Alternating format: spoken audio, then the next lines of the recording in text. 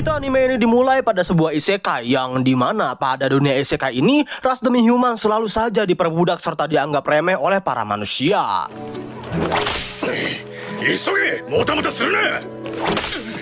Tapi di balik kezoliman para manusia ke ras demi human tersebut, ada seorang manusia sekaligus MC kita bernama Banaza yang sama sekali tidak memperdulikan sistem perbudakan terhadap ras demi human. Gokurou-sama desu. Banaza yo. この荷物でしまいか? 皆さんと食事でもしながらお待ちいただけますか?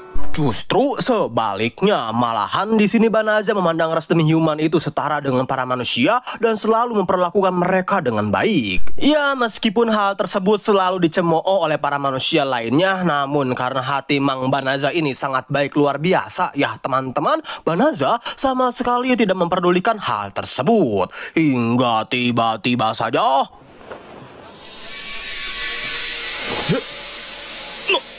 Nanda? どうかしたの? Iya, tiba-tiba saja Banaza terpanggil ke isekai lainnya, tepatnya pada sebuah kerajaan sihir bernama Kairot sebagai pahlawan yang digadang-gadang memiliki berkat dari para dewa. Tujuan Banaza sendiri dipanggil ke dunia isekai ini tentunya kalian ya udah pada tahu lah ya, apalagi selain untuk bertempur melawan Raja Iblis dengan statusnya sebagai seorang pahlawan. Iya, meskipun Banaza sudah memberitahu mereka semua bahwa dirinya sama sekali tidak memiliki pengalaman bertempur serta statusnya yang hanyalah sebagai seorang pedagang kecil, tapi si raja yang kekeh mencoba untuk meyakinkan Banaza setidaknya sampai mereka semua mengukur kemampuan dari Mang Banaza ini. Tapi ketika Banaza mencoba untuk mengukur kekuatannya pada sebuah bola biru ajaib, レベルが1になる神より加護が与えられるのです。それが神の典型。この世界の文字かな? Iya, kita diperlihatkan status Banaza yang ya bisa tergolong sangat copok luar biasa ya para sahabatku. Bahkan kekuatan Banaza ini bisa dibilang ya di bawah rata-rata malahan cu. また失敗か。しかしあまりにもひどい。そんながっかりされても。 Berbeda dengan pahlawan lainnya yang dipanggil berbarengan dengan Banaza yang terlihat ya semua statusnya itu rata kanan lah, mentok 999 semua. Dan iya, dengan perbedaan status yang bisa dibilang bagai bumi dan langit tersebutlah, sang pahlawan dengan muka songong ini pun auto dipuja-puja serta mendapatkan perlakuan spesial dari semua anggota kerajaan termasuk sang raja sendiri. Sedangkan MC kita boro-boro gitu kan dipulangin lagi ke isekainya, wong mereka aja gak ngerti cu gimana balikin lagi orang yang udah mereka panggil. Yang oleh karena itu, demi menutup aib kerajaan, sang raja pun mengasingkan Banaza jauh ke ujung utara kerajaan, tepatnya pada sebuah hutan bernama Hutan de la Vega, yang digadang-gadang hutan tersebut dikuasai langsung oleh pasukan Raja Iblis. Ya, Banaza sih karena emang gak punya tujuan juga gitu kan di dunia isekai ini, maka mau tidak mau, senang tidak senang, Banaza pun menerima keinginan sang raja untuk mengasingkannya ke hutan mengerikan tersebut.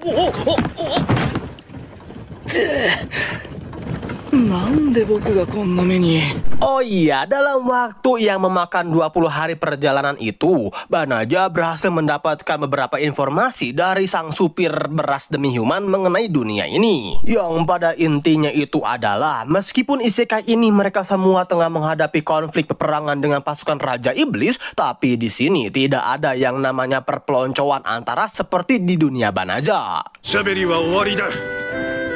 ここには僕たちしかいないですし、ちょっとくらい。わかりました。 Iya, setelah cerot 20 hari, nggak kerasa cu, pada akhirnya Banaza pun tiba di hutan de la Vega. Namun sebelum mereka berpisah, Mereka adu batang dulu kah bang? otong kau pindah ke kepala cu. Ya enggak dong muridku. Di sini sang ras demi human tersebut memberikan sebuah kantong sihir kepada Banaza sebagai bentuk kompensasi sang raja yang sudah memanggilnya dari isekai itu ke isekai ini. 悪いことは言わねえ。死にたくなければ早くここから逃げろ。いいな。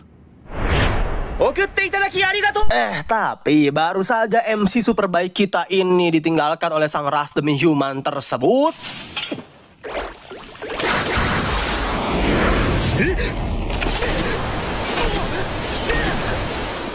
Ya, tiba-tiba saja Banaja langsung diserang oleh segerombolan slime. Walaupun Banaja dapat mengalahkan slime-slime tersebut dengan begitu mudahnya, akan tetapi karena perlengkapan sang raja yang diberikan kepadanya itu sangatlah cupu brutal. Ya, gimana enggak cupu? Wah, wong pedang tersebut langsung kropos cuman buat nebas slime doang gitu kan.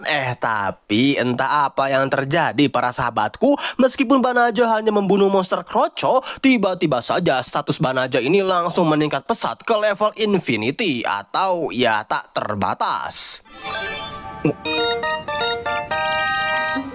レベル2か。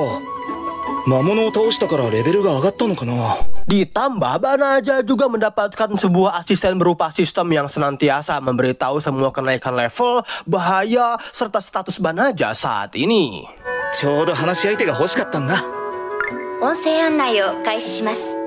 レベルの上昇に伴い以下の魔法が使用可能になりました。 Dan iya, berkat panduan dari sistem inilah Banaja pun berhasil meningkatkan levelnya dari yang tak terbatas menjadi super duper tak terbatas. Sekaligus dengan kemampuannya yang super overpower tersebut, Banaja dapat dengan mudahnya menghilangkan aura jahat yang ada di hutan terlarang ini. 了解しました。発動します。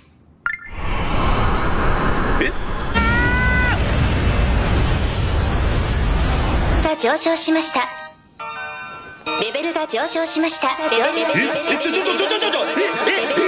しました。 Oh iya, fun fact aja nih para penonton, meskipun kini Banaja bisa dibilang merupakan manusia paling super overpower yang ada di isekai ini, tapi kekuatan overpowernya tersebut sama sekali tak disadari oleh Banaja, dan dirinya menganggap bahwa kekuatan yang ia gunakan saat ini merupakan sebuah kekuatan dasar yang ya mungkin anak SD aja bisa menggunakan kekuatan tersebut. Ya, ini mah dari sepuh yang selalu merendah sampai inti bumi, yang memegang prinsip selalu ilmu padi ya abangku. Mula aku sepuh Tinky Winky Dipsy Lalapuh sepuh. Bentar. Ada sedikit ralat, cu. Yang Infinity itu merupakan semua status dari Banaja ya, teman-teman. Sedangkan untuk level Banaja sendiri, untuk saat ini Banaja masih berada di level 367.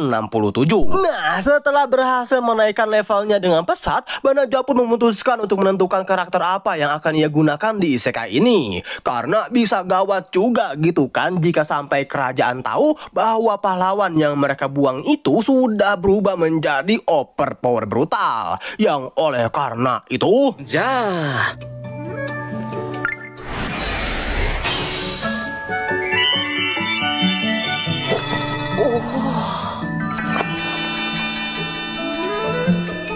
ulala, kalau dilihat-lihat menggoda juga ya Banaja versi cewek ini. Maksudnya itu, meskipun Banaja versi cewek ini nampak menggoda, tapi karena Banaja sadar bahwa karakter ini akan dia gunakan secara permanen ketika Banaja berada di isekai, maka Banaja pun memutuskan untuk mengganti karakternya menjadi seorang pria. Woi, bang, lu kok kayak kecewa gitu, bang? Iki lanang loh, mas. Alamak. Singkatnya, dengan sihir teleportasinya, Banaja pun langsung berteleportasi ke ibu kota dan sesegera mungkin untuk mendaftar menjadi petualang di guild demi menyambung kehidupannya di isekai. Tapi ketika Banaja baru saja mendaftar menjadi petualang kelas rendah di guild, Banaja secara tidak sengaja bertemu dengan seorang loli yang wanginya yang terlihat tengah luntang-lantung kebingungan untuk mencari petualang yang mau mengantarkannya ke hutan De La Vega dengan budget yang minim. いるので助けに行きたいんです。しつこいぞだけ。 Nah, Banaja yang tidak tega melihat loli yang nampak bersedih tersebut mencoba menawarkan jasanya untuk mengantarkan sang loli yang wangi ini ke hutan terlarang itu dengan menggunakan sihir teleportasinya. 全員魔法ってあの若造が。嘘に決まってるだろ。 Wah, para petualang termasuk kesatria kerajaan yang mengetahui Banaja katanya bisa menggunakan sihir teleportasi, tentu mereka semua tak percaya akan hal tersebut dan mengira bahwa Banaja ini memiliki niatan buruk untuk menculik loli. Ya gimana enggak gitu kan, secara di dunia ini sihir teleportasi itu merupakan sihir tingkat atas dan hanya beberapa penyihir legendaris sajalah yang bisa menggunakan sihir teleportasi. Itu pun mereka semua hanya bisa berteleportasi dengan jarak tempuh yang bisa dibilang cukup dekat lah. 転移魔法って処方の魔法じゃなかったのか？ Ajarin dong, Puh, sepuh. Maka dari itu para penonton, ketika para kesatria ini mendengar Banhaja bisa melakukan sihir teleportasi ke hutan terlarang yang letaknya sangat jauh dari kerajaan, mereka semua seketika menganggap bahwa Banhaja ini merupakan seorang lolicon yang ingin menculik loli dengan akal bulusnya tersebut. Oh iya, karena Banhaja ini mendaftarkan namanya sebagai Philo Diguit, maka untuk kedepannya kita panggil saja MC lolicon kita ini sebagai Philo ya para penonton. Lanjut, nah karena Philo tidak mau memiliki masalah dengan kerajaan dan menarik perhatian banyak orang, Philo pun langsung membuktikan omongannya tersebut dan membawa seluruh gadis-gadis mantap ini ke tempat yang sepi dan langsung membuktikan betapa sepuhnya mamang Philo kita ini. 転移魔法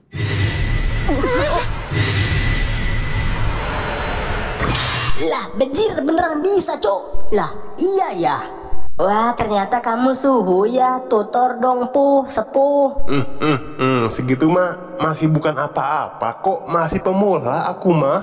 Waduh, ilmu padi selalu abangku. Namun ya di luar para gadis-gadis kesatria yang dikasih paham oleh Philo, masalah belum berhenti sampai sini aja teman-temanku. Karena apa? Karena di balik keluguan serta keunyuan si loli wangi calon inceran aing ini, ternyata sang loli tersebut adalah seorang 城のお抱え騎士ごときが随分と舐めた口を聞いてくれるじゃないの。このフェンリース様に噛み砕かれて後悔なさい。 Ya ternyata si loli imut ini adalah perwujudan dari siluman maung bodas penunggu hutan terlarang, sekaligus adik dari Fengril, salah satu dari 4 jenderal Raja Iblis, yang mana dengan sedikit sihirnya saja para gadis-gadis ksatria ini auto lumpuh tak bertenaga. Bejir lah, oi, kirain aing cuma krocok doang, Cok. Ya hahaha, nyeng cemas kau dek. Tenang Neng, ada AA, tapi kalau dipikir-pikir beban juga, kalau aing gelut sambil ngelindungin gadis-gadis cupu ini. Teleport aja lah, cu. Yos, beban udah hilang, waktunya buy one sia sama aing, cok. Awalnya sih peraduan ilmu ini nampak terlihat seimbang ya teman-teman. Tapi ketika sesepuh kita ini mulai serius menghadapi sang siluman maung bodas, pada akhirnya dengan sihir gravitasinya, Mang Philo pun berhasil melumpuhkan si loli siluman maung. Sebenarnya sang sistem sudah berusaha merekomendasikan untuk menggunakan sihir pengikat agar si loli ini bisa menjadi budak dari Philo ya para sahabat. Tapi karena sesepuh kita sadar bahwa dia belum membeli surat menculik loli dari admin, maka demi menghindari resiko terciduk oleh FBI, Philo pun langsung menolak menggunakan sihir tersebut. Dan lebih baik dirinya menyelamatkan loli siluman maung ini. Yang tentunya keputusan dari sesepuh Philo untuk tidak membunuhnya membuat sang loli terheran-heran dan menganggap bahwa MC kita ini merupakan orang yang naif. Tapi ketika loli ini berubah,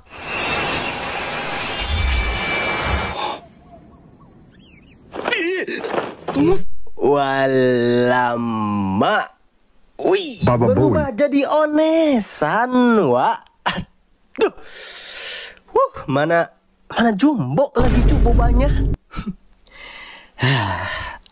Aing suka nih yang jumbo kayak begini. Tapi di luar kejumboan, kewumboan, dan kemenjembulan boba dari sang loli ini, Philo yang melihat keadaan sang siluman maung ini tak menggunakan apapun dengan baik hatinya langsung memberikan sang siluman tersebut sebuah kain dan membiarkannya untuk beristirahat. Oh iya, nama dari loli jumbo ini adalah Fenris ya teman-teman. Nah, Fenris yang mengetahui betapa kuat, perkasa, tahan lama, dan baik hatinya Philo Philo tentu berinisiatif menyerahkan seluruh hidupnya untuk berada di samping MC overpower kita. Sebab di kalangan para siluman maung bodas, mendedikasikan hidup mereka kepada orang yang lebih kuat dari mereka merupakan hal yang wajib mereka lakukan. Bahkan jika perlu, Fenris akan menjadi budak dari Philo dan siap melakukan ini, siap melakukan itu, dan siap dianu-anu oleh Philo sebagai tanda dedikasinya yang tinggi kepada sang majikannya tersebut. Tapi karena Philo ini bukanlah Lord Kearga yang siap menggenjot semua wanita demi kebaikan dunia, tentunya Philo tidak ingin Fenris sampai melakukan hal tersebut. Dan sebenarnya Philo juga menolak sih keinginan dari Fenris yang ingin menjadi bawahannya. Tapi karena Fenris ini terus memaksa dan mengancam akan bunuh diri, maka Philo pun mau tidak mau menerima keinginan Fenris yang ingin selalu berada di sisinya. Namun Philo mewanti-wanti kepada Fenris jika ia ingin berada di sisi Philo, hal tersebut tidaklah mudah atau mungkin bisa membuat Fenris menjadi sengsara malahan. Karena apa? Ya karena kita semua tahu lah betapa menyedihkannya kisah Philo ketika pertama kali datang ke dunia isekai ini ya para sahabat. Ditambah kini Philo pun tidak memiliki tujuan dan mungkin akan hidup luntang-lantung di isekai ini. Tapi sebagai bawahan yang teramat sangat menyayangi sang majikannya, Fenris sama sekali tidak peduli akan hal tersebut. Sebab selagi Fenris bisa selalu berada di sisi majikan tampannya, itu semua sudah cukup lah untuk membuat Fenris bahagia. Oh iya, satu lagi, sebenarnya perasaan yang Fenris miliki kepada Philo itu bukanlah rasa kagum semata loh para penonton, melainkan perasaan yang Fenris miliki kepada sang MC sepuh kita ini merupakan perasaan cinta yang tulus bak seorang istri kepada sang suaminya. Hal itu ditunjukkan ketika mereka berdua tengah pergi ke sebuah pasar.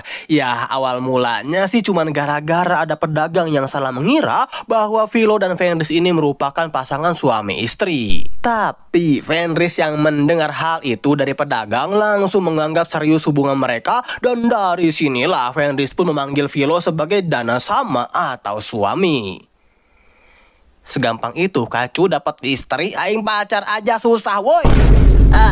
Bentar bang, kalau nasib pahlawan yang disaman bareng dengan Mang Philo gimana bang nasibnya? Ya bisa dibilang ampas lah cu. Sang pahlawan yang kita panggil saja Mang Rido sama sekali gak guna-guna banget cu jadi pahlawan, sumpah dah. Selain cupu, tidak bisa mengatur para ksatria, selalu menyalahkan orang lain, ditambah kerjaan Rido juga cuman foya-foya dan menggenjot wanita sesuka hatinya.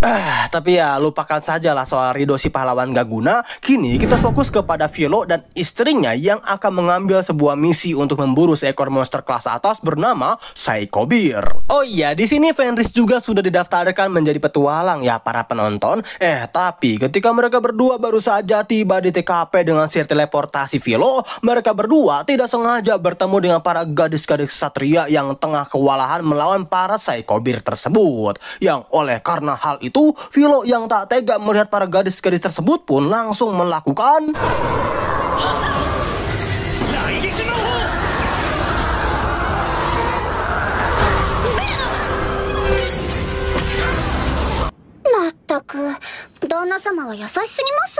ya, dengan mudahnya Philo dan Fenris pun langsung mengalahkan para Psycho Bear yang digadang-gadang bisa mengalahkan pasukan pahlawan. Ya, meskipun di sini para gadis-gadis wangi ini sangat berterima kasih kepada Philo dan nampak kagum dengan kekuatan sesepuh kita, tapi si Philo malah memperkenalkan Fenris kepada para gadis tersebut sebagai teman petualangannya saja. Yang tentu hal itu membuat Fenris auto terkena mental dan kesal luar biasa. Tapi nih di tengah-tengah kekesalan Fenris tiba-tiba saja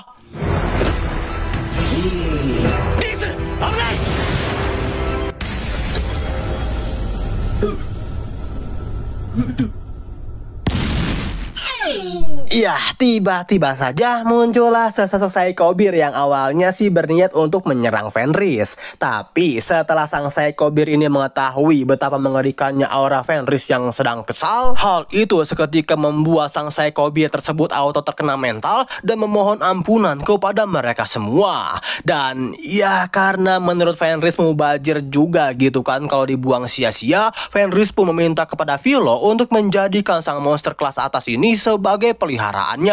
Sebagai suami yang mencintai istri berboba jumbo-jumbonya itu, tentu dong ya Philo pun menyetujui keinginan dari Fenris dan langsung menggunakan sihir pengikat serta merubah bentuk dari Psycho-Bir ini agar terlihat friendly bagi manusia, sekaligus untuk mencegah si Psycho-Bir ini mengamuk di depan umum. Oh iya, aing hampir lupa memperkenalkan para kesatria Slebeu ini kepada kalian. Nah, jadi yang pertama itu ada sang kesatria berambut blonde bernama Bali Rosa, atau kedepannya kita panggil saja Rosa. Terus ada wanita berambut pendek dan mantap bernama Bileri. Lalu ada sang penyihir loli bernama Bellano. Dan terakhir ada si hitam. Nah, para gadis-gadis Slebeu yang sangat kagum dengan kekuatan sesepuh Philo pun meminta kepada Philo untuk mengajarkannya bagaimana supaya bisa menjadi kuat, plus memohon agar mereka bisa diizinkan tinggal sementara bersama dengan Philo. Wah, tentunya dong ya, sebagai istri pertama, Fenris auto bete brutal dan terlihat tidak setuju dengan permintaan-permintaan dari para gadis Slebeu ini. Tapi untungnya Philo yang peka bahwa Fenris sangat bete brutal dengan permintaan dari para gadis Slebeu, ditambah dirinya yang sadar juga sudah memperkenalkan Fenris sebagai teman kepada mereka semua, Philo pun langsung mengenalkan kembali Fenris kepada mereka, yang kini Philo memperkenalkan Fenris sebagai istrinya bukan sebagai temannya. Ditambah Philo juga langsung menolak keinginan dari para gadis-gadis Slebeu ini yang ingin tinggal serta belajar dengan Philo secara halus. Tapi setelah Fenris mendengar sang suaminya itu memperkenalkannya sebagai seorang istri kepada para gadis Slebeu ini, entah mengapa nih pikirannya auto berubah. Dan kini Fenris pun justru meminta Philo untuk mengajarkan mereka semua dan membiarkannya untuk tinggal sementara bersama mereka. Soal kamar, ya tenang aja abangku, karena mereka sudah menjadi suami istri. Tentunya dong ya Fenris dan Philo akan satu kamar sekaligus satu ranjang. Dan apakah nanti akan ada adegan perkembangbiakan? Ya, aing harap begitu juga sih. Tapi yang pasti kehokian MC sepuh kita dalam menjalani kehidupannya di dunia isekai bersama istri Asoy berboba jumbo plus ditemani para gadis-gadis Slebeu ini pun baru saja dimulai. Mudah-mudahan ada NTR juga ya para teman-temanku. Hey! Cerita anime romance yang sangat mengiris hati para jomblo ini dimulai dengan diperlihatkannya MC sepuh Philo kita yang baru saja terbangun dari tidurnya yang nyenyak. Tapi Ohayou gozaimasu, Danna-sama. iya, Philo dikejutkan dengan kemunculan sang istri kawaii berboba jumbonya yang sudah siap sedia menunggu Emang Philo bangun dari tidurnya. Belum pernah dibangunin cewek kayak gini kan? Sama aing juga, aduh, sama. Namun karena kini kan status mereka sudah menjadi sepasang suami istri yang sah ya teman-teman, maka sebagai seorang istri sudah menjadi kewajiban dong ya untuk melayani sang suami. Yang mana di sini Fenris dengan lapang bobanya ingin menggantikan baju sang suaminya tersebut. Yang tentu Philo yang masih canggung dengan hubungan suami istri ini ditambah juga takut burungnya kabur gitu kan, maka Mang Philo pun berusaha untuk menolak tawaran dari Fenris. Tapi di tengah-tengah adegan buka-bukaan tersebut tiba-tiba Furia dana, kyou no tokkun no koto da ga. Shitsurei shita. Iya, Rosa yang melihat buka-bukaan ini tentunya mengira bahwa Philo dengan Fenris akan melakukan adegan penganu-anuan. Ya meskipun aing berharap hal tersebut terjadi sih, tapi ya di luar itu semua kini kita diperlihatkan Philo yang mengawali harinya dengan melatih para gadis-gadis mantap tapi culun. Ware koso wa Furai Road Kishidan no Bali Rosa de aru. Iza, shou!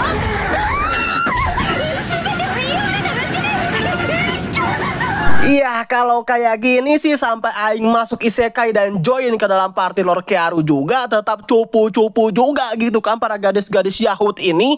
Kecuali si hitam sih maksud aing. Tapi nih ya, selain culun, para gadis-gadis mantap ini juga tak jarang selalu melakukan modus kepada Emang Filo, terutama si Rosa ini gitu kan. Iya, Mas Filo, tolong dong aku mau dimakan ini. Waduh, Neng Rosa, bentar ya masmu datang.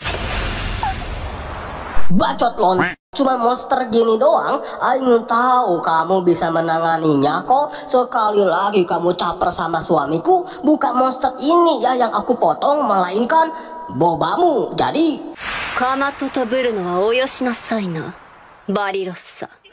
リースだな。 Kebetulan Fenris sebagai istri semakin menjadi ketika sarapan tiba. Wah, Fenris yang tahu bahwa manusia ini nggak makan daging mentah, emang sejak kapan ya cuy ya? Plus sang suaminya pun begitu terpikat dengan masakan buatan wanita ganjen yaitu Rosa, membuat jiwa keistrian Fenris pun auto meronta-ronta. Yang oleh karena itu ketika Fenris dan sepupu Filo pergi ke guild guna mengantarkan buruan mereka yaitu Saikobir, di sini Fenris pun meminta kepada sang suami untuk pergi keliling kota terlebih dahulu. Nah, berbarengan dengan keputusan Fenris, tiba-tiba saja sepupu Filo dihampiri oleh penjaga guild bernama Junet yang ingin berbicara secara empat mata dengan Filo. Tujuan Junet mengajak Filo berbicara adalah karena Junet ingin memberitahu kepada Filo bahwa kerajaan sudah mengetahui betapa overpowernya MC sepuh kita ini. Yang oleh karena itu, Mang Junet berharap Filo bisa menerima permintaan kerajaan untuk menjadikannya sebagai kesatria suci yang akan berperang langsung dengan pahlawan dalam menghadapi Raja Iblis. Gimana? Coba, ini penawaran bagus loh. Enggak, cuk. Maksa banget jadi orang sat. Becil galak juga sesepuh satu ini ya. Sementara itu, di suatu dimensi yang lain, kini kita diperlihatkan Fenris yang ternyata tengah mengikuti kelas memasak. Di sini, Fenris benar-benar bertekad bulat sebulat bobanya untuk belajar memasak agar dirinya bisa membuat makanan yang enak lah untuk si ayangnya itu. Ya, meskipun meleduk dikit gak ngaruh lah. 弱火でゆっくり煮込みますわよ。そんなの面倒ですわ。 Tapi karena keuletan serta kesungguh-sungguhan Fenris ini, pada akhirnya dengan kerja kerasnya tersebut, Fenris pun berhasil memasak masakan enak untuk sang suami tercintanya itu. Tapi ketika mereka semua tengah asyik-asyiknya menikmati momen yang bahagia tersebut, tanpa mereka sadari bahwasalnya mereka semua diam-diam sedang diintai oleh sesosok wanita hitam part 2 bernama Uli Minas. Fun fact aja ya teman-teman, hitam-hitam begini juga Uli Minas merupakan salah satu petinggi dari pasukan Raja Iblis. Tapi tiba-tiba, oi Uli Minas, apakah kamu mau maling kolor di sini? nggak gitu sih, tapi kayak gini nih. 戦士と恐れられていたあのフェンリースが人種族に囲まれて何をしているにゃ。あなたこそここで何をしているの、ウリミナス。 Iya, pada akhirnya Uli Minas pun tertangkap basah oleh Fenris. Tapi ya alih-alih digebugin atau gimana gitu ya, justru di sini Uli Minas malah disambut dengan hangat oleh Fenris dan juga sang suami sepuhnya tersebut. Sebenarnya sih tujuan Uli Minas mengintai Fenris itu hanya ingin tahu kenapa Fenris tiba-tiba saja menghilang dari pasukan Raja Iblis. Tapi Uli Minas ketika dibuat terkejut ketika dirinya mendengar bahwa alasan Fenris mundur dari pasukan Raja Iblis itu adalah karena kini Fenris ingin hidup damai dengan sang suami sepuhnya itu. Wah, Uli Minas yang penasaran kepada sepuh Filo, seorang manusia yang berhasil memikat hati Fenris pun dengan gegabahnya menantang sepuh Filo untuk buy one. ところでご主人、模擬戦の相手をしていただけますかにゃ。このウリミナス、フェンリースが惚れ込んだ腕前に興味がありますにゃ。別に腕前なんてものは Aku mah masih pemula. Oh iya, aing hampir lupa. Sebenarnya ketika sepuh Filo memurnikan hutan terlarang, secara tak langsung hal tersebut sudah membunuh kakak dari Fenris. Dan Fenris pun sudah tahu akan hal tersebut sejak lama. Tapi ya balik lagi, sebagai ras demi human siluman maung bodas penunggu hutan, sudah menjadi kewajiban Fenris untuk mengabdi kepada seseorang yang jauh lebih kuat daripada dirinya. Dan perihal kematian sang kakak yang tusun duluan, Ya siapa suruh cupu gitu kan. Yang terpenting sekarang Fenris bisa hidup bahagia dan tenang bersama sang suami sepuhnya ini. Oke, balik ke sesepuh. Ya, sesepuh kita sih seperti biasa ya teman-teman, selalu merendah sampai inti bumi dan tidak mau menunjukkan betapa kuatnya sesepuh Philo ini. Tapi betapa gegabahnya si Illuminas hitam. Alih-alih dirinya menyerang Philo, justru di sini Illuminas malah mencoba melukai Fenris juga.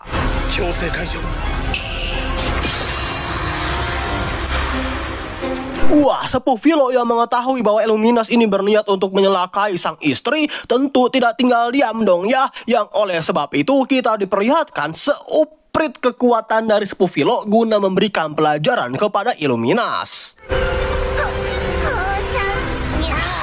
Tapi nih ya cuy ya, bukannya kapok atau gimana gitu kan si Illuminas ini. Justru di keesokan harinya si Illuminas kembali datang dengan pasukan naganya yang berniat untuk melakukan balas dendam kepada sepuh Philo. Wah, siap-siap ya kalian semua akan dibantai sama Ai. Alah, banyak bacot kamu hitam part 2. Rasakan ini.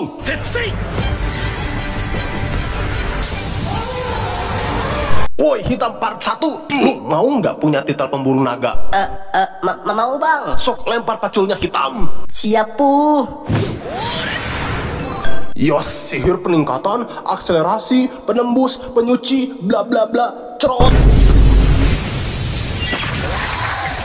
Bejir, beneran dapat titel Aing, Cok. Wah, Pu, aku mau dong, Pu. Ajarin, Pu. Sepuh. Jangan lupa, aku juga mau diajarin, Pu. Itu mah nggak seberapa. Kok anak SD juga bisa? Lagian itu naganya udah pada kabur. Nanti deh ya aku ajarin. Sementara itu di sisi lain, sang Raja Iblis yang melihat betapa GG serta sepuh plus rendah hatinya Philo nampak begitu penasaran ya teman-teman akan ajian ilmu yang dimiliki oleh MC sepuh kita. Yang oleh karena itu, demi menjajal ajian ilmu yang dimiliki oleh sesepuh Philo, di sini tanpa banyak basa-basi sang Raja Iblis pun langsung utiwi ke kediaman Philo dan bertemu dengan Rosa. Rosa yang tak mengetahui bahwa di depannya ini merupakan Raja Iblis, dengan songongnya mengusir sang Raja Iblis tersebut dari kediaman sepuh Philo. これで引き返そう。フェンリースに伝言を頼む。今度茶でも飲みながら昔話でもしないかと。 Hingga muncullah Philo dan juga Fenris yang memberitahu Rosa bahwa sesosok yang sudah Rosa usir itu merupakan Raja Iblis. Wah, auto senam jantung lah cu Rosa mengetahui fakta tersebut. Hari pun berganti dan kini kita diperlihatkan sang Raja Iblis yang mendatangi kediaman Philo. Tapi リース殿、これから洗濯物を干し。 Ya, di sini Rosa yang mengetahui sang Raja Iblis kembali ke kediaman sepuh Philo auto mati lemas ya para penonton. Tapi ya kita balik ke tujuan awal. Demi menjajal ajian ilmu yang dimiliki oleh sepuh Philo, di sini sang Raja Iblis mencoba menekan Philo dengan aura yang sangat mengerikan. Kok tiba-tiba ada angin ya? Walau wey,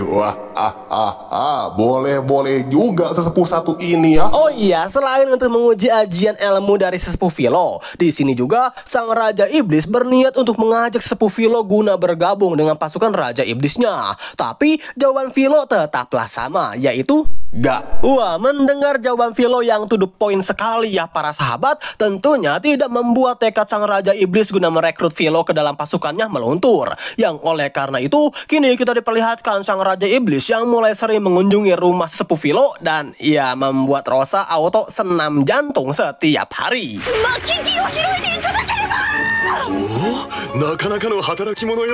Tapi di luar itu semua, para pihak kerajaan dan juga si Rido pahlawan copo brutal yang hobinya menggenjot wanita yang mengetahui bahwa Philo ini sudah menolak tawaran mereka dan justru malah dekat-dekat dengan sang Raja Iblis, tentunya tidak tinggal diam dong ya. Yang oleh karena itu, dengan ratusan tentara kerajaan, kini kita diperlihatkan si Rido yang mendatangi kediaman Philo. Ya, tujuan Rido ini sih ingin merekrut Philo ke dalam pasukannya secara langsung ya para penonton. Tapi jika sepuh Philo menolak tawaran kali ini, maka Rido akan menganggap hal tersebut sebagai pengkhianatan terhadap kerajaan dan Philo akan dibunuh karena dicap sudah bergabung dengan Raja Iblis.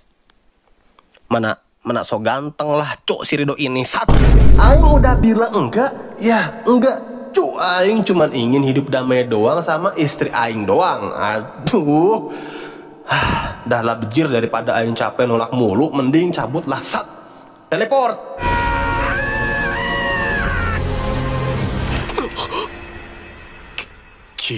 Lah kok hilang iki rumahnya? Wah, sang Raja Iblis yang mengetahui bahwa kini si sepuh Vilo dan rumah serta ladangnya menghilang karena ulah si pahlawan Rido tentunya tidak tinggal diam. Yang oleh karena itu, dengan kedudukannya sebagai Raja Iblis, di sini sang Raja Iblis pun memerintahkan kepada seluruh anak buahnya untuk sesegera mungkin berperang dengan umat manusia. Dan kalian tahu apa yang si pahlawan Wontoro ini lakukan ketika melihat kemarahan Raja Iblis? Lihat aja lah sendiri.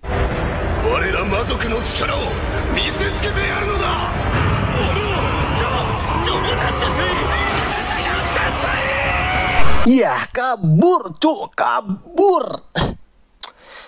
Mending potong-otong aja sih sekalian kalau kata aing sat.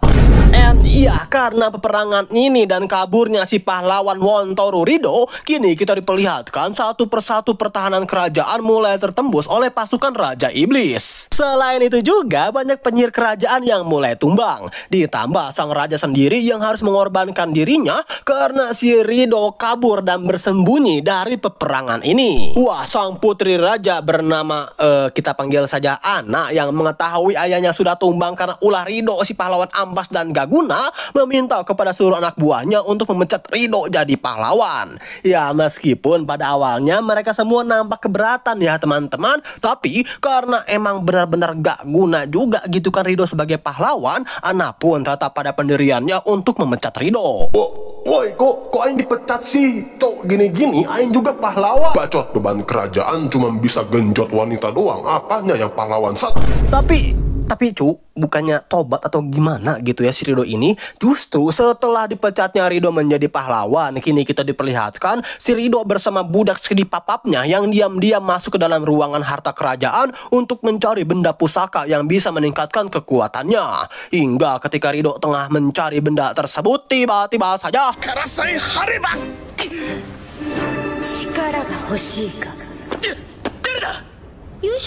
ya, tiba-tiba saja Rido mendapatkan bisikan jin goib dari kepalanya yang meminta Rido untuk melepaskan pedang yang sudah menyegel jin tersebut. Rido yang benar-benar sudah dibutakan oleh kekuatan ini, tentunya dong ya tanpa banyak basa-basi langsung mencabut pedang itu. Hingga kita diperlihatkan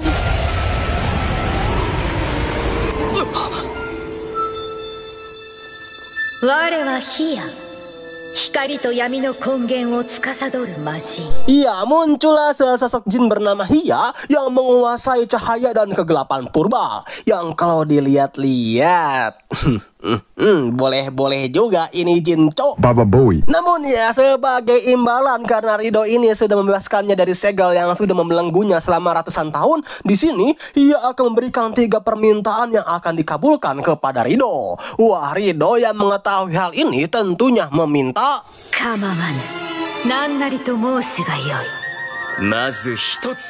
meminta apa? Nanti dulu deh ya para penonton. Sekarang kita fokus dulu kepada seluruh penduduk kerajaan yang tiba-tiba saja leher mereka terbelenggu oleh sebuah kalung. Nah, jadi hal ini bisa terjadi karena ternyata sebagai ganti permintaan dari Rido, si jin Hia ini menginginkan tumbal ya teman-teman. Dulu sebenarnya seorang raja dari Clairot pernah meminta kematian Raja Iblis kepada sang jin Hia ini. Tapi sebagai imbalannya, setengah dari penduduk kerajaan harus mati sebagai tumbal dari harga permintaan sang raja tersebut. Wah, Ana yang bingung akan masalah ini pun meminta saran kepada sang peramal untuk memecahkan masalah yang gak ada habis-habisnya ini. Yang mana di sini sang peramal mengatakan bahwa jika Ana ingin keluar dari masalah ini, Ana harus mencari sang pahlawan sejati yang kini tinggal di sebelah barat kerajaan. Yang tentunya pahlawan sejati yang dimaksud oleh sang peramal ini adalah sesepuh Vilo. Wah, mendengar ramalan tersebut, Ana pun memutuskan untuk pergi sendiri menemui sepuh Vilo ya para teman-teman. Sementara itu di sisi sepuh Vilo, kini kita diperlihatkan sang sepuh yang makin hari makin aja dengan sang istri. Ya gimana nggak gitu kan? Di sini kita diperlihatkan mereka berdua yang melakukan kencan untuk pertama kalinya dengan keliling kota, berbelanja, dan sepuh Vilo juga membelikan sebuah liontin indah untuk Fenris. Yang tentunya Fenris yang mendapatkan hadiah tersebut dari sang suami benar-benar bahagia dan sangat senang sekali ya para jomblo. Tapi kebahagiaan ini tak berlangsung dengan lama. Karena pada suatu hari ketika Sepuh Philo, Fenris dan juga Rosa sedang menjual hasil buruan naganya, tiba-tiba saja mereka dihampiri oleh jin Hia. Dan tiba-tiba...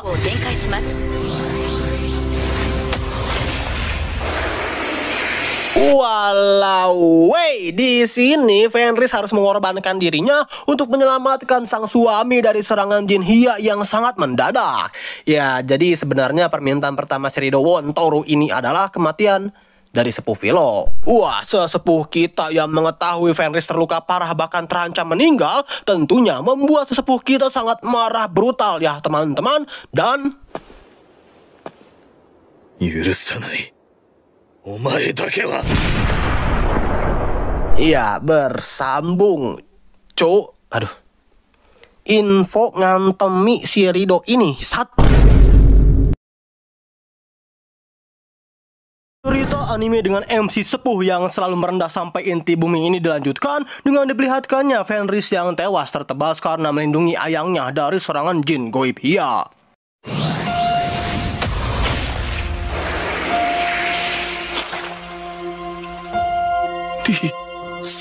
Ya, meskipun sesepuh kita ini bisa kembali menghidupkan Fenris dengan sihir pemutar waktunya ya teman-teman, tapi karena Hia sudah berani-beraninya melukai sang istri Tobrut yang paling ia cintai, tentunya Philo yang biasa kita kenal sebagai sesepuh yang selalu merendah dan tidak sombong, kini auto ngamuk brutal.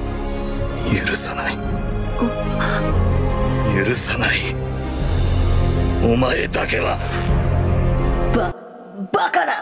Bagaimana seorang manusia bisa-bisanya menggunakan sihir pemutar waktu? Sebenarnya siapakah? Bacot. Sama berani-beraninya ya kak. Aing bilang bacot. Pikirlah, rasakan ini, sihir kegelapan. Aing bilang bacot, ya bacot. Lau bisa nggak usah banyak omong jin rendahan.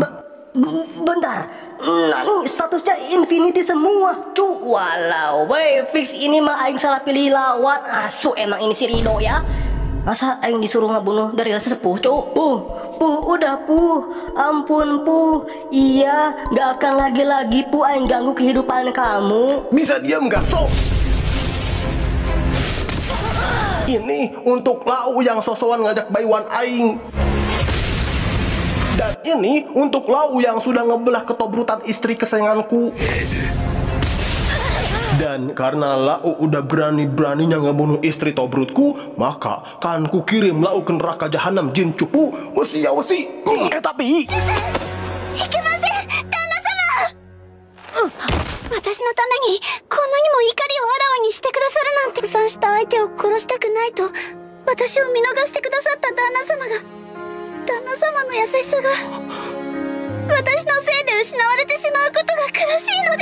Iya, Fenris sang istri Tobrut yang tak ingin suaminya sampai hilang kendali dan membunuh orang lain karena hanya dendam, langsung memeluk sesepuh Philo sembari menangis. Wah, Philo yang melihat istri Tobrutnya sudah kembali sehat walafiat tanpa luka sedikit pun tentunya auto membuat sesepuh Philo bahagia luar biasa ya para penonton. Yokatta.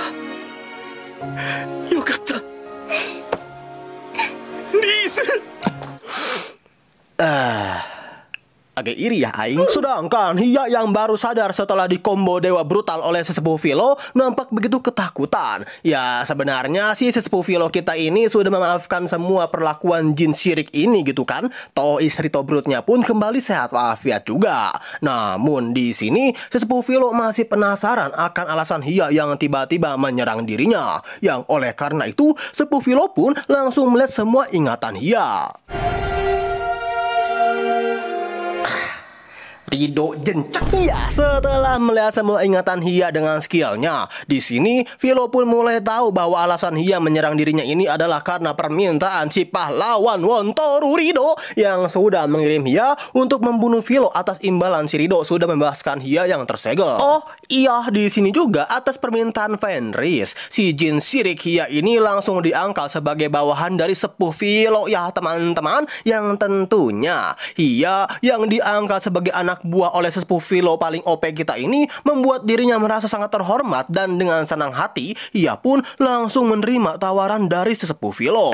Kalau dipikir-pikir dihajar habis-habisan oleh sepuh Filo membuat rahimku anget, Mas. Woi, cu, aing tahu ya yang lau pikirin. Becek dikit gak ngaruh, Kang. Sumpah, apa aing bunuh beneran aja gitu ya ini Jen CBL? Bentar, Bang. Nasib pahlawan Rido bin Wontoru apa kabarnya itu, Bang? Tenang para penonton, karena pada akhirnya si Rido Wontoru ini mendapatkan ajabnya. Itu semua bermula ketika tiba-tiba saja salah satu budak skidi papapnya yang tiba-tiba saja kesurupan penyihir bohai, Kang. Demo kono fukusou wa itadakenai ne. Kore de monku nai wa? Nah, secara singkatnya aja, penyihir bohai ini juga sebenarnya sudah tersegel berbarengan dengan Hiya di tempat yang sama. Yang oleh karena itu, si Rido Wontoru ini udah membebaskan dua malapetaka sekaligus hanya karena keserakahannya saja. Namun ya karena keserakahannya itulah, kini kita diperlihatkan si penyihir bohai yang langsung memberikan ajab instan kepada Rido, yaitu mengutuk Rido menjadi siluman bagong.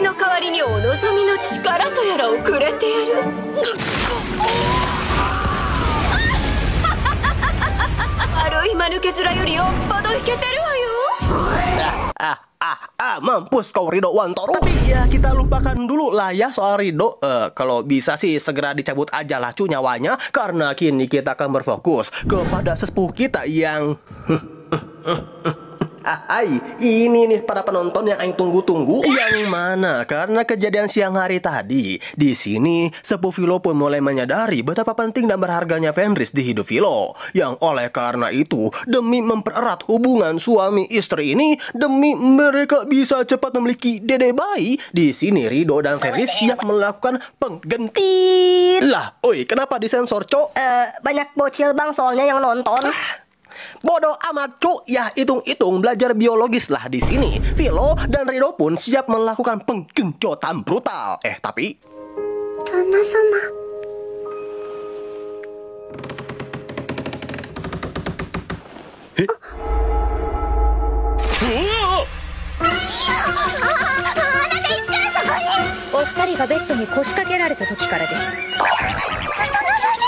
Ya, seperti kata pepatah, jika kalian berdua-duaan, maka yang ketiganya itu adalah setan. Ya, betul aja gitu kan. Ketika Filo dan Fenris sang istri Tobrut akan main coblos-coblosan, malah ada Hiya cu yang mergokin.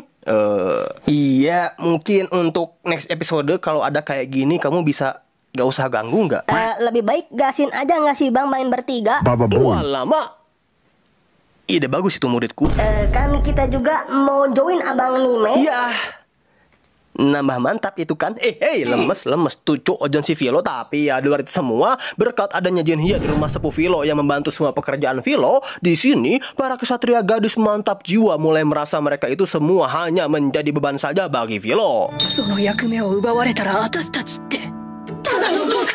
Lah, baru sadar si bejir. Yang oleh sebab itu, agar mereka semua ini yang nggak jadi beban-beban banget lah bagi Filo, di sini mereka semua pun mulai bekerja lebih keras lagi untuk membantu sepuh Filo seperti berladang, mengurus kuda,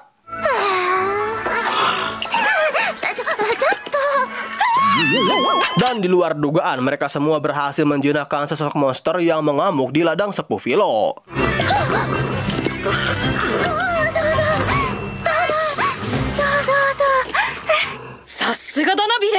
Namun ya lupakan dulu lah keseharian gadis-gadis beban yang gak penting-penting banget ini. Dan di sini kita akan fokus kepada sepuh Filo yang ya seperti biasa ya tengah kencan bersama dengan sang istri Tobrutnya. Tapi tiba-tiba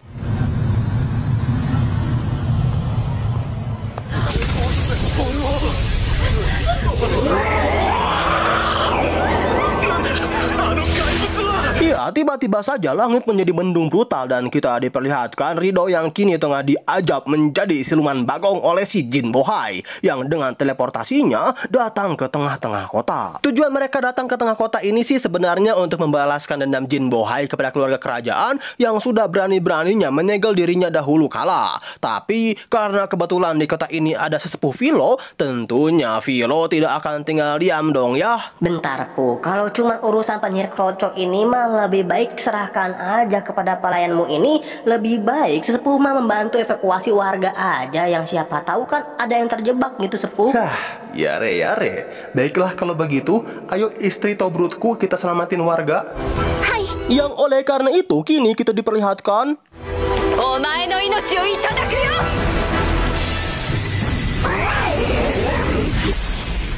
Hikari to yami no majin Hiya. なんだってあんたがこの私の邪魔をするってんだ。邪魔かどうかは知りませんが。 Ya, di sini Hiya langsung datang dan siap melakukan baiwan dengan si penyihir Bohai. Yang tentunya juga karena si penyihir Bohai ini sudah berani-beraninya membuat onar di tempat sesepuhnya berada, Hiya sebagai pelayan baru sepuh Filo pun auto ngamuk brutal dong ya. Yang oleh karena itu kini kita diperlihatkan sebuah pertarungan antara Jin Slebeu melawan penyihir Bohai yang terlihat cukup sengit. Hingga pada puncaknya di sini si penyihir Bohai langsung melakukan evolusi kepada Rido Wontoru, si siluman bagong yang ia rubah menjadi siluman bagong kolosal titan. Tapi Lah, kekuatan ini jangan-jangan sepuh Filo. Woi, cuk, ngurus kroco gini aja lama banget lah. Walau Pu, maafkan pelayanmu ini yang tak berguna Pu. Sebagai gantinya, aku siap kok dihukum untuk digenjot sampai tak berdaya olehmu. Boy, itu bisa kita bicarakan nanti lah ya di rumah. Sekarang urus dulu cuk itu kroco. EZ Pu. Messi.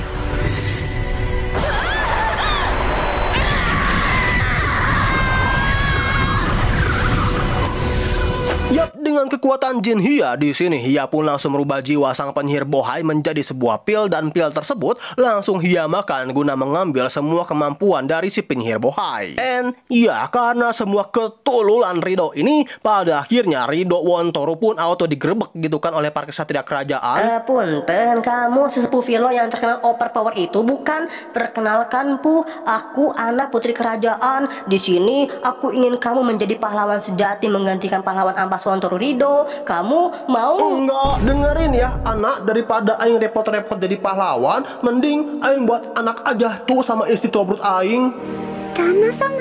And ya, karena semua masalah berhasil sepuh Filo selesaikan, ladang Filo dan peternakan sepuh Filo juga semakin luas. Si pahlawan Wontoru Rido bersama si budak skidi papapnya pun berhasil dijebloskan ke penjara. Ditambah di sini sepuh Filo pun memberikan sebuah cincin tanda pernikahan kepada Filo yang tentunya sangat membuat Filo merasa bahagia.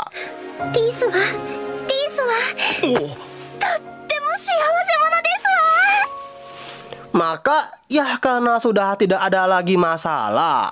Kata siapa nggak ada abangku, masih ada satu Wak. Onde-mande, apa itu muridku? Buat anak dong bang. Ma, lupa aing cu. Yos, karena masih ada 5 episode tersisa. Gas memang Rido gucak terus Fenris sampai punya keturunan. Alamak. Dan film pun tamat. こんなところで死んで手まりか。ファイ、今すぐここから出せ。この私にこんなことをしてただで全てを滅ぼれよ。 Cerita anime dengan MC sepuh ini dilanjutkan dengan diperlihatkannya si Rosa yang entah mengapa tiba-tiba saja ojol-ojol menikah cu sama si Raja Iblis Hitam. バリロッサよ、美しいぞ。ござるでいい。 Wah, Rosa yang mengetahui akan hal ini sih tentunya sangat terkejut ya teman-teman. Tapi ketika si Rosa akan mendapatkan ciuman manja dari sang Raja Iblis,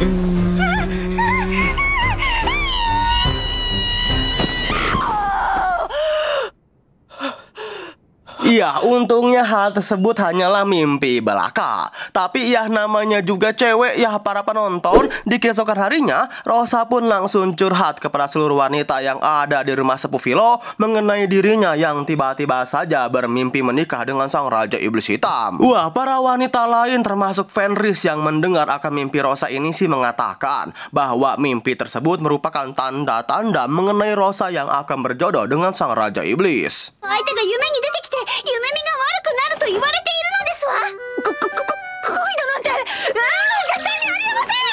Tapi di tengah-tengah penggosipan para ciwi-ciwi ini, tiba-tiba saja sepupu Philo merasakan sesosok entitas iblis di sekitar penghalang yang sudah sepupu Philo buat.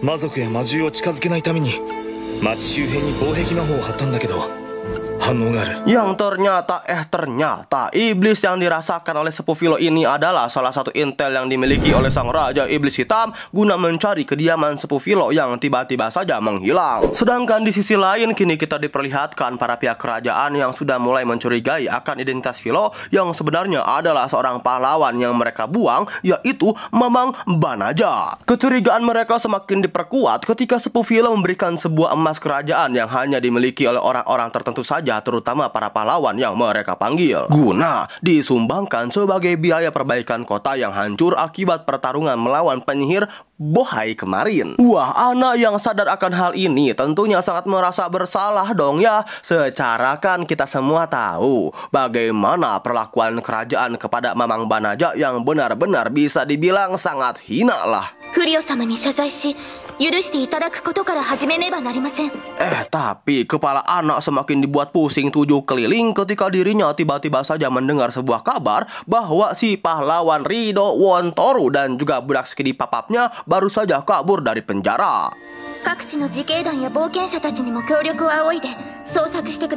Ya, si Rido Wontoro ini sih sayangnya berhasil melarikan diri ya dengan sang budak skidi papapnya akibat skop penggali lubang yang si Rido Wontoro ambil.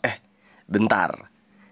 Bejir, tobrut juga ini wak budak si di papap si Rido. Maksud aing, masalah yang serupa pun ternyata terjadi pada pihak Raja Iblis, yang mana adik sang Raja Iblis Hitam yang diketahui bernama Gol mulai merasa tidak setuju ya dengan cara kepemimpinan sang kakak yang hanya fokus saja mencari sepupu Philo dibandingkan melakukan penyerangan kepada umat manusia. Yang oleh karena itu dengan sang asisten sukubus aduhainya di sini Gol diam-diam akan melakukan kudeta guna merebut kekuasaan Raja Iblis dari sang kakak yang menurutnya sangat lembek tersebut.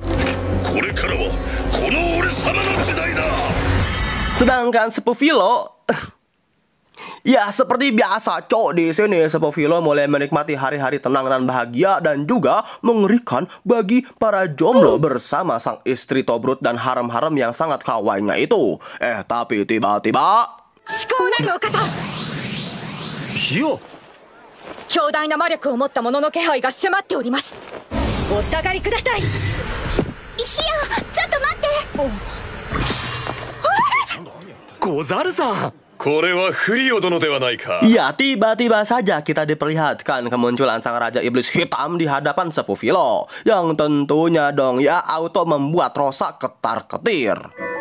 バリロッサ殿、お主とも一度ちゃんと話をしてみたかったのだ。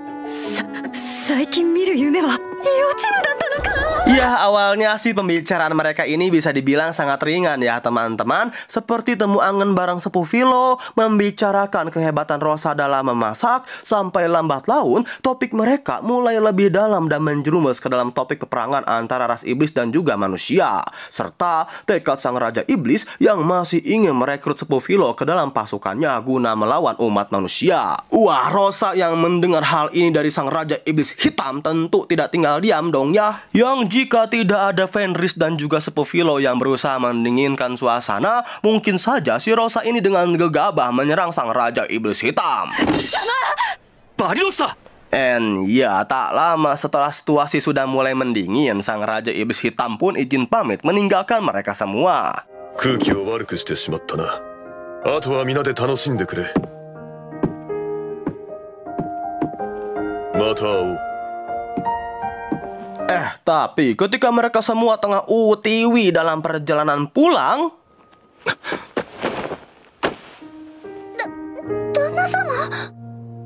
しの間だけ。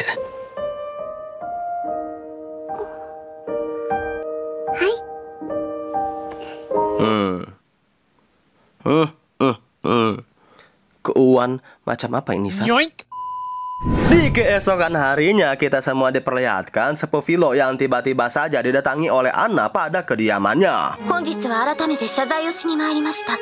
フリオ様。いえ、召喚されし勇者候補のバナザ様。 Entah apa maksud dan tujuan Anna ini datang ke kediaman sepupu kita ya teman-teman. Tapi yang pasti karena topik obrolan ini sangat penting, Anna meminta kepada seluruh harem sepupu Philo termasuk Fenris untuk membiarkannya berbicara secara empat mata dengan sepupu Philo. Kalau gak ada istri Tobrut Aing gak mau ngobrol sama Lau, Cuk. Makin sayang aja deh sama suami aku. Iya deh, Cuk.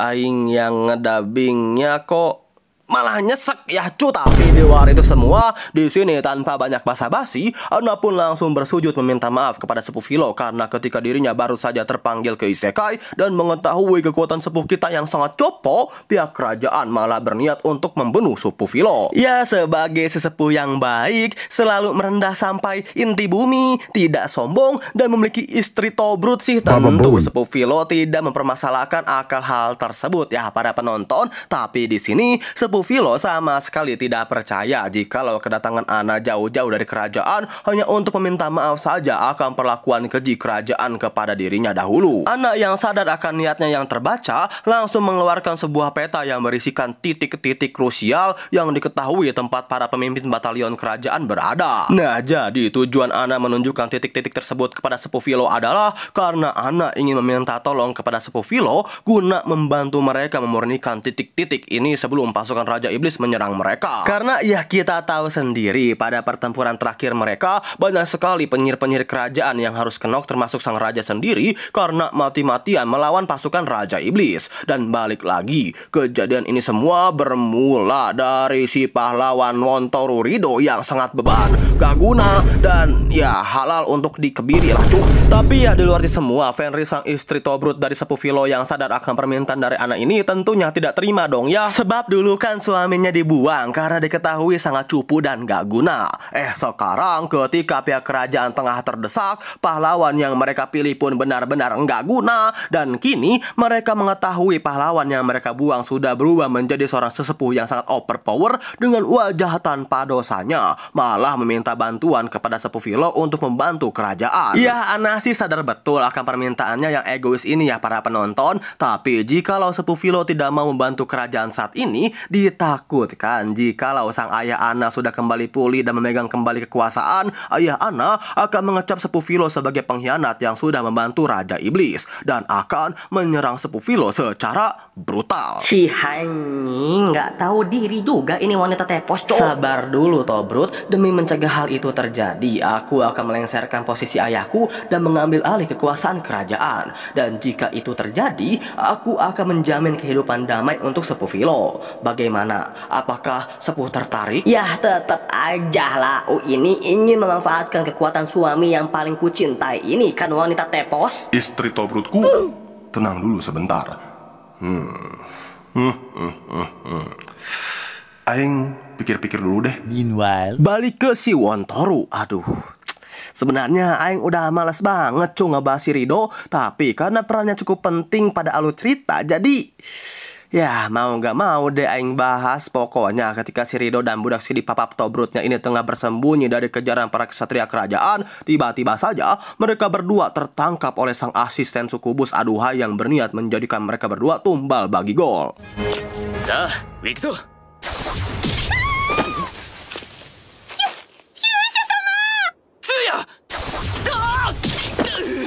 Ikenieを探しに来たらなかなかいい男が引っかかったわね。Udah di episode kemarin jadi siluman bagong, di episode ini malah akan jadi tumbal gitu kan. Ya satu kata aja sih dari Aing buat Rido, mampus. Malam harinya kita semua diperlihatkan sepupu Philo yang nampak tengah overthinking mengenai tawaran dari Anna. Fenris, sang istri Tobrut dari sepupu Philo yang mengetahui sang suaminya ini tengah overthinking, tentu dong ya sebagai istri yang baik, Fenris pun langsung mencoba menenangkan rasa gundah gulana yang menyelimuti sesepuh kita. Wah, sepupu Philo yang mendapatkan rasa kenyamanan dari sang istri Tobrut yang tentunya tidak mungkin pernah kalian rasakan, tentunya langsung meluapkan semua rasa gundah gulana yang selama ini sepupu Philo rasakan. Yang pada intinya sebenarnya sepupu Philo sangat membenci yang namanya pertarungan. Tapi karena sepupu Philo juga tidak mau jika peperangan ini terus berkecamuk, dan sepupu Philo juga memiliki impian jika dirinya punya anak dengan Fenris suatu saat nanti, anak mereka bisa bermain riang dengan ras iblis maupun ras manusia. Maka sepupu Philo pun tidak memiliki pilihan lain selain mengambil tawaran dari anak ini. Ya, pertanyaan aing sih cuman satu nih sepupu Philo. Kapan antum nyoblosnya, cok, kan? Aing pengen lihat gitu kan. Yang oleh karena itu kini kita semua diperlihatkan sesepuh kita dan juga Fenris langsung UTW ke medan pertempuran guna memukul mundur pasukan Raja Iblis. Halah cok, cuman manusia krocok lemah doang. Dasin aja lah bro. Istri Tobrutku maju. Ah, siap.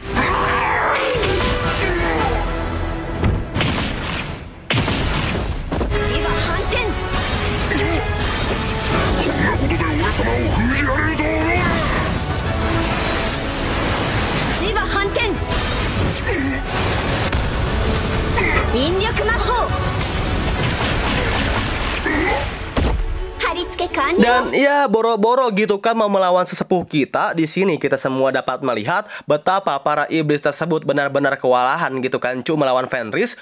Tapi tiba-tiba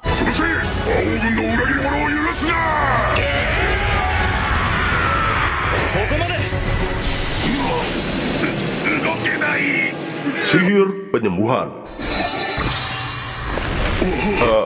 Sebenarnya siapa kamu ini? Hehehe, aku sih cuma petualang biasa yang gak kuat-kuat banget kok. Jadi aku mohon ya kepada tuan-tuan iblis, tolong banget ini mah jangan lanjut pertempuran lagi ya. Tapi jikalau kalian penasaran sama kekuatan aing sih, ayo aja sih aing mah cuk. Walau cuk, ini masih sepuh yang suka merendah itu.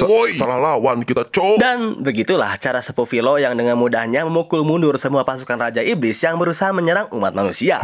Di sisi kerajaan, kehebatan sepuh Philo yang berhasil memukul mundur semua pasukan Raja Iblis pun pada akhirnya sampailah ke boba maksud aing itu ke telinga Anna. Yang oleh karena itu, karena sepuh Philo sudah berhasil melaksanakan tugasnya, maka kini giliran Anna lah yang akan menepati janjinya kepada sepuh Philo. Di tempat yang berbeda, kabar kudeta sang adik pun pada akhirnya sampai juga di telinga sang Raja Iblis Hitam. Wah, sang Raja Iblis Hitam yang mengetahui bahwa adiknya ini udah berani main-main gitu kan kepada dirinya, tentunya tidak tinggal diam dong ya.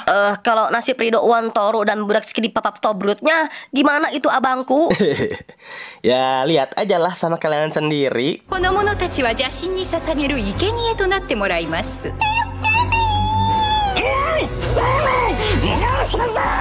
いかに相手がゴール様といえど、この儀式により勝利は確実にユイガード様のものとなるでしょう。Iya, kabar kudeta dari sang adik ini pun juga sekaligus menutup alur cerita dari anime ini. Di akhir kata, ya izinkan aing yang sedang surak lagi cuk, serak suara ini menyampaikan suatu pesan kepada kalian cuk, yaitu salam cerot. どうせばこの玉座は俺のものだ。